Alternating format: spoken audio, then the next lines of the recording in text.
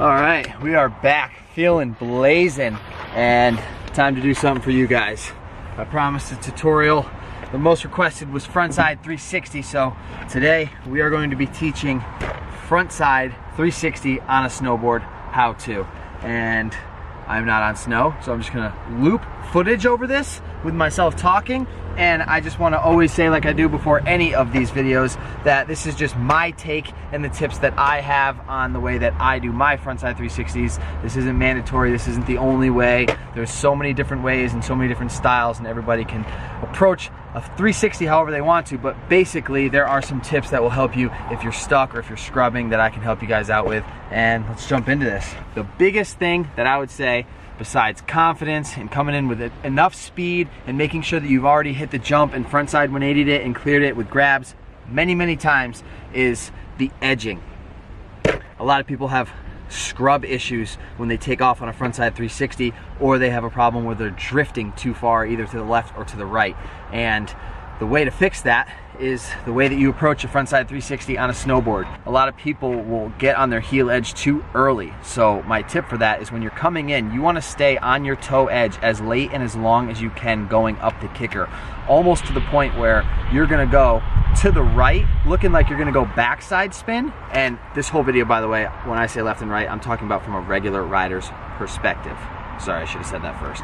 But so you're gonna look like you're going to the right on your toe edge as late as you can, and then before the end of the kicker, you wanna switch to your heel edge. And that'll make so that the nose of your board, which was pointed past backside, when you switch to your heel edge, it's gonna bring it to straight zero. And then your nose and your whole board is gonna be pointing straight, which is the way you wanna take off on the jump.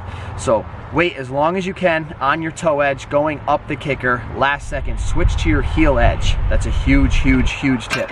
Now that you're on your heel edge, depending on the size of the jump, is where the whole shoulder thing comes in. And it's really up to you how much you pop or how much you spin your head. But basically, you wanna learn this on a side hit. Just a tiny little jump off the side of a trail that brings you back into the regular trail on your heel edge so that you're locked in and you're forced going that way and you're not worried about clearing the jump.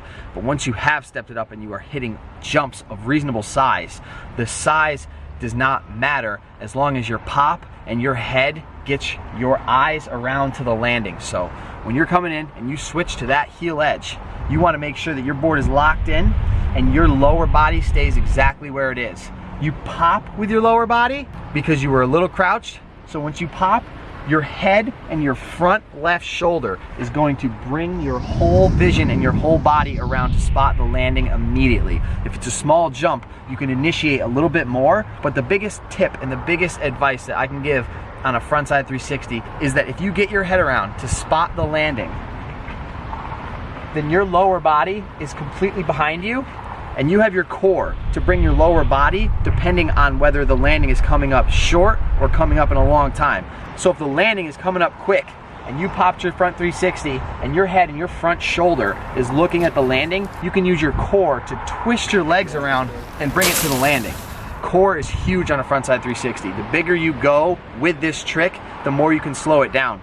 But just know that if you pop and you get your arm, your front shoulder open and your head around, as soon as you pop off the jump, you should basically be able to see the landing. And then your lower body hasn't really done any of the trick yet. So you can hold your grab and just let it float, let it float, let it float. And even if you're gonna overshoot, you can open up and leave your lower body behind you and fight it and just land on your toe edge and ride it out. But there isn't really too many details to go into on a frontside 360. So all you really have to remember is those things. And then the last tip I would have is if you're having issues going underneath and you're kind of flipping out and you're landing on your stomach and you're putting your hands out, that's because when you are coming into the jump, you have to stand upright.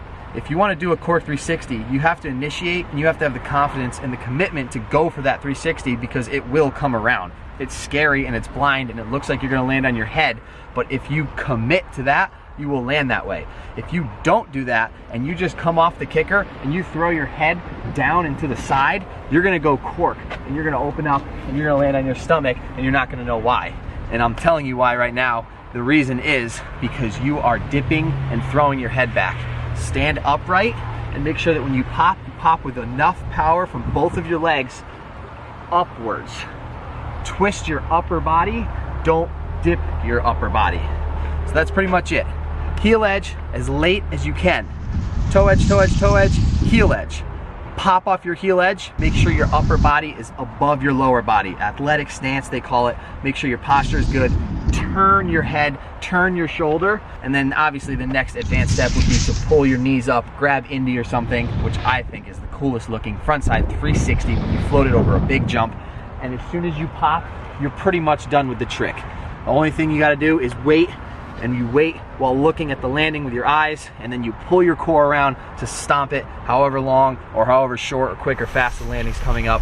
That literally can depend on any jump, and that's why the frontside 360 is so awesome, because you can pretty much do it over anything. It's one of my safety tricks. I do it over 70, 80 foot gaps if that's what I'm gonna test it out. And yeah, I hope you guys enjoyed this video. Hope you guys got something out of it. I'm not the biggest or the most well-known channel for tutorials, but I am trying to get better at them. So leave some tips, leave some advice of what I can do to make these videos better. And if you have any tips as well on frontside 360s, let the boys know in the comment section. You guys are always running up and chatting in there. And if you're wondering, I did a backside 360 tutorial video already. I'll leave the link to that right here and below in the description. And yeah, to address the off the toes comments that I'm sure we're gonna get a lot of, that's a completely different trick. We will get to that at another time. Frontside 360 is done off your heels. If you do it off your toes, it's a completely different trick. So we are just doing these things one at a time. We did the back three, we did the front three. Next maybe is a back one. Let me know what else you want to see for tutorials. We are about to go hit up the farmer's market and keep this day moving. Much love, guys.